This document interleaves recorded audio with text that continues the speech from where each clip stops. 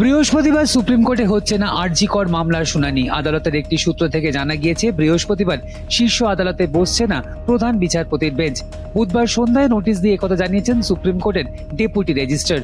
তবে জানা গিয়েছে, শুনানি না হলেও বৃহস্পতিবারই শীর্ষ আদালতে তাদের রিপোর্ট জমা দেবে সিবিআই। গত 18ই আগস্ট আরজি করের ঘটনার পরিপ্রেক্ষিতে শতপ্রণোদিতভাবে মামলার নিজেদের হাতে নিয়েছিল সুপ্রিম কোর্ট। এরপর গত 20 আগস্ট প্রথম শুনানিতে এই মামলায় সিবিআই কে স্ট্যাটাস রিপোর্ট জমা দিতে নির্দেশ দিয়েছিল প্রধান বিচারপতির বেঞ্চ। 5ই সেপ্টেম্বর এই মামলার পরবর্তী শুনানি হওয়ার কথা ছিল, কিন্তু বুধবার সন্ধ্যায় আদালত সূত্রে জানা গিয়েছে, বৃহস্পতিবার সুপ্রিম কোর্টে বসছে না প্রধান বিচারপতির বেঞ্চ। আদালত সূত্রে জানা গিয়েছে, এই মামলার পরবর্তী শুনানি কবে তা পরে আদালত থেকে জানানো হবে। এদিকে এই শুনানির আগে আরজি কর তদন্ত নিয়ে সিবিআইয়ের কাছে 4টি প্রশ্ন রেখেছেন তৃণমূলের রাজ্য সম্পাদক কুণাল ঘোষ। তার প্রথম প্রশ্ন, কলকাতা পুলিশের হাতে ধৃত সঞ্জয় একাই ধর্ষক খুনি নাকি আরো অন্য কেউ ছিলেন?